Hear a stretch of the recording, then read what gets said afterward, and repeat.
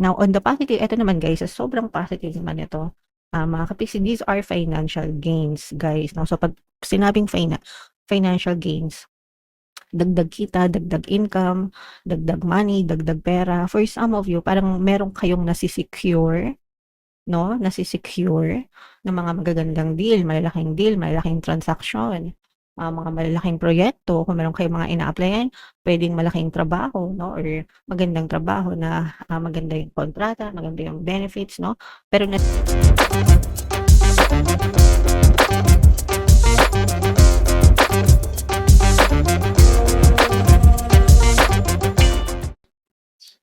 hello guys, hello mga kapiksi, welcome back to Pinoy Pixie Tarot. Collective tarot reading, collective timeless reading tayo guys, no? Simula ngayon, Sabado and every Saturday, puro collective reading tayo, guys. So, meron din tayong timeless reading, love reading, no? So, if gusto niyong panoorin niyo rin yung isang video. So, gagawin natin 'to starting tonight, every Saturday mga kapiksi, okey? So, unahin natin 'tong deck na 'to guys, tingnan natin yung mga angel messages. Ito'y timeless guys, collective, kahit anong zodiac sign puwede. If in case hindi kayo naka-resonate, pass na lang, abangan niyo na lang yung, reading sa mga susunod, okey?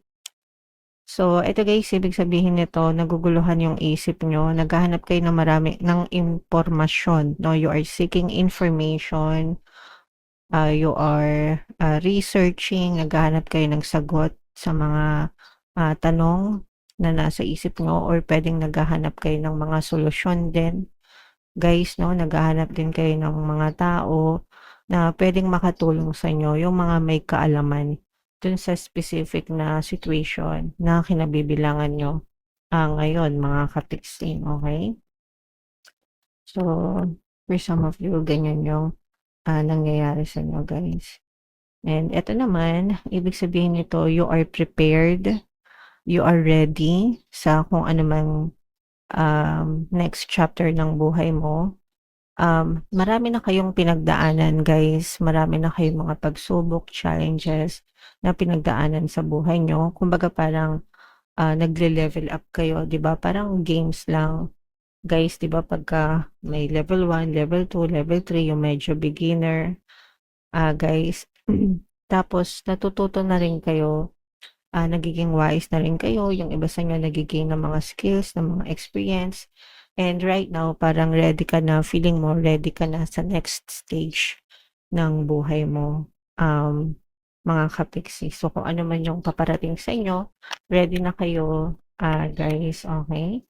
Alright, and what else? Tingnan pa natin kung ano pang, message for you. Eto nga guys 'no, sabi ko nga talagang may mga hinahanap kayong sagot, may mga hinahanap kayong solusyon, and at the same time, nagpaplano rin kayo, 'no? You are planning on what will be your next steps, kung ano yung mga susunod na step niyo mga kapiksi, 'no, sa particular na situation na pinagdadaanan niyo guys.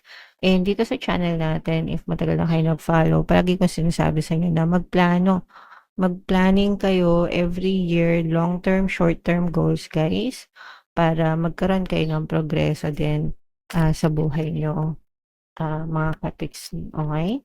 Alright, so, tingnan pa natin guys, what else, ano pang message para sa inyo. This is a water sign energy, Cancer, Pisces, Scorpio. For some of you, maaaring may water element kayo sa inyong natal chart, or you may be dealing with another water sign. Ibig sabihin nito guys, pagdating sa emosyon, medyo hindi stable yung emosyon niyo.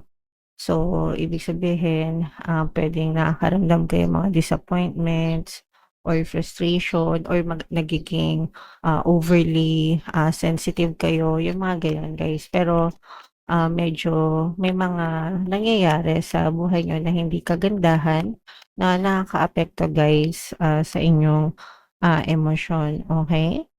And this one naman guys, for some of you, nagpaplano ka, 'di ba sabi ko nga sa inyo guys, naghahanap kayo ng solusyon and nagpa-planning kayo, and hindi lang isa yung plano niyo guys. Kumbaga, marami 'no, marami, merong plan A, plan B, plan C, yung mga gano'n guys 'no, para, ang assumption niyo is if this does not work, try natin 'to, kung di pa rin 'to gumana, ito naman yung subukan natin.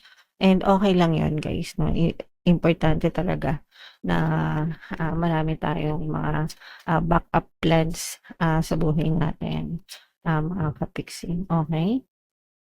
And another message guys, ito maganda din itong message kasi nagsisimulang maging maganda din or harmonious yung inyong relationship, especially sa loob ng tahanan, nagkakaroon ng magandang communication.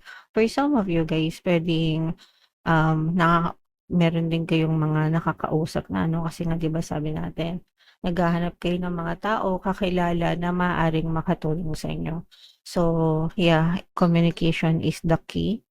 For some of you makikita niyo or makilala niyo yung mga taong puwedeng makatulong sa inyo guys 'no, and kailangan niyo ng masusing, communication, with them para maayos, kumbaga 'no.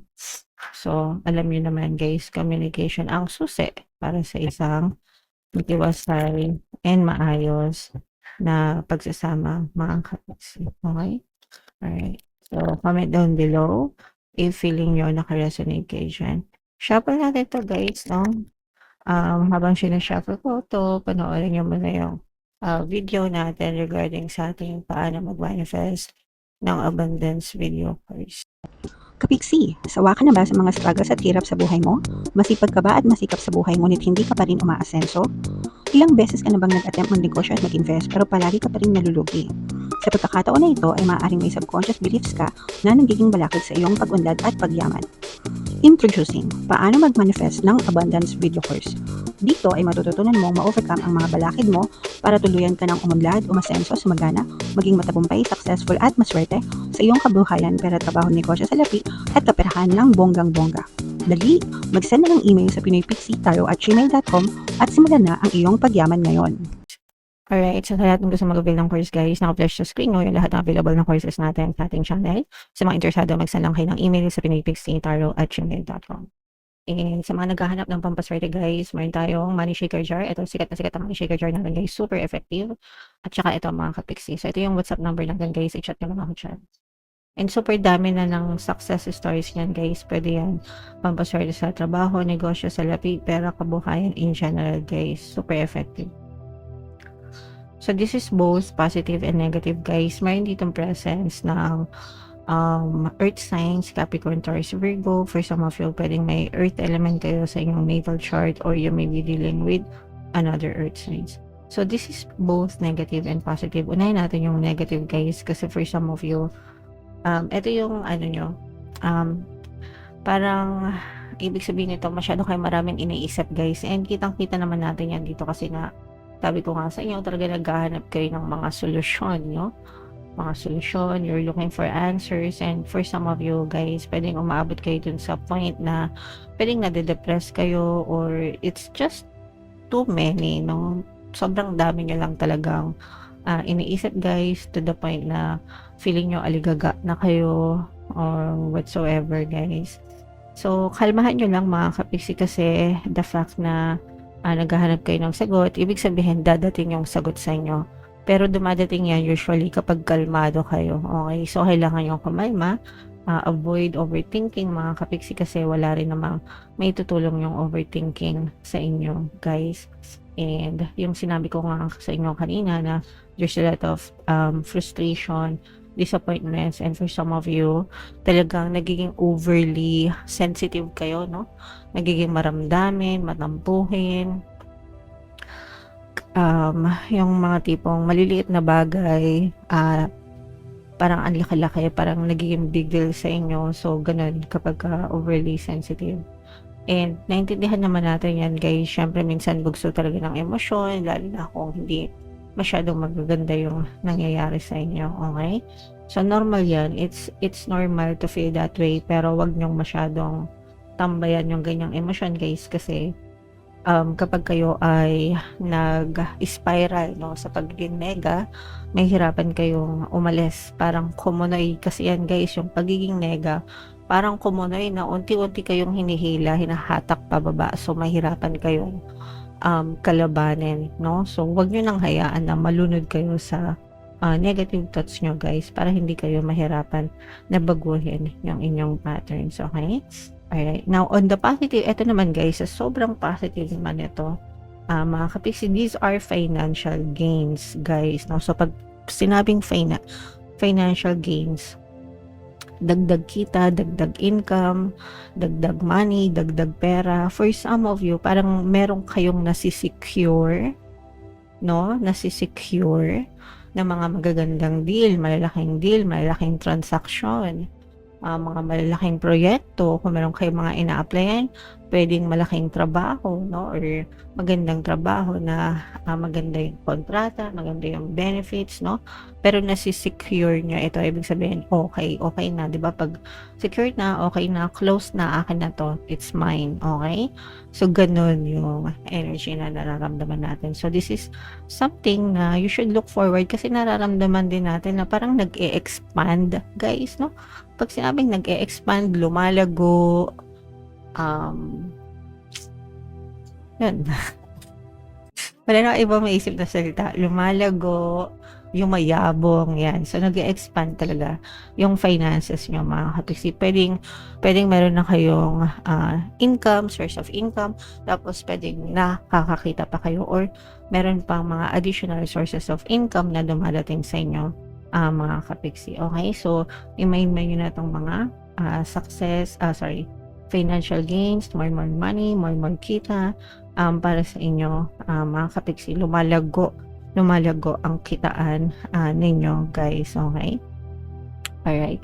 Ito naman, guys, nakikita natin na meron magbabalik sa inyo from the past. This is more on sa relationship, mga kapiksi. If meron kayong mga partner o specific person na let's say ginost kayo o kaya naman nag-break talaga kayo in the past, maaaring mag-reach out ito sa'yo. Ang intention nito is ipanalo ka, no? Ibig sabihin, gusto niya na to win you back, no? Ipanalo ka, to win you back. Gusto niyang bumalik sa'yo. Gusto niya ulit guluhin yung buhay niyo, mga kapiksi. Okay? Pero medyo hirap na kayo magtiwala dito, guys, kasi you have a lot of fears.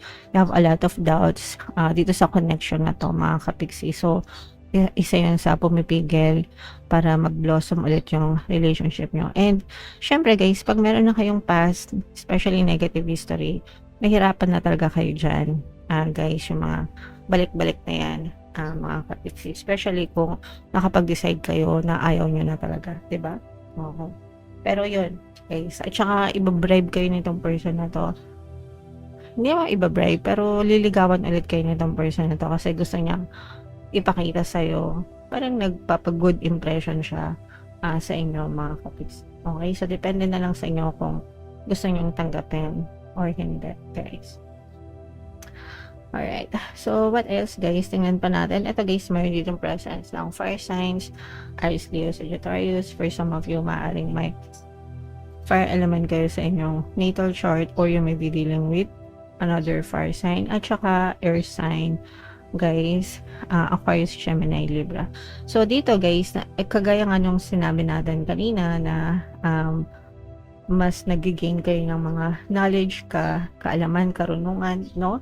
Yung sinabi ko kanina sa inyo na nagle-level up kayo, guys, no? In terms of karunungan, ito, guys, kumaga parang mas nagiging knowledgeable kayo, mas nadadagdagan yung kaalaman nyo, karunungan nyo based dun sa mga experiences na naranasan nyo, mga kapiksi. And ito yung magsisilbing gabay mo para malaman mo kung ano yung mga magiging susunod mong desisyon sa mga plano nyo. And tama naman yan, guys, kasi talagang yung iba sa inyo, meron talagang kayong mga plano, guys. You have a lot of plans, you have a lot of dreams, mga kapiksi, pero yun, nagle-level up, nararamdaman natin na itong mga plano nyo, guys, sa success ito, magpa-progress ito, mga kapiksi. Basta sabayan nyo ng gawa kasi nasa tamang direction kayo, guys, no? You are in the right direction, nasa tamang direction kayo, tama yung ginagawa nyo, tama yung nagiging desisyon nyo, and magiging pabor sa nyo yung resulta niyan, mga kapiksi. Okay? Alright, so that's about it guys. Ito yung collective reading. Timeless, anytime na mapanood nyo yung video, pwede siya mag-resonate sa inyo, pwede rin hindi. So, comment down below guys if naka-resonate kayo. Kung hindi kayo naka-resonate right now, pwede nyo siyang balikan next time, next year, next month mga kapixie. And meron din tayong collective love reading guys. Kung gusto nyo ng love reading, panoorin nyo na rin yung video na yun. Okay? So, comment down below guys if naka-resonate kayo, anong zodiac sa inyo. And thank you for liking, sharing, and subscribing. I love you all guys. Have a nice day. Bye-bye.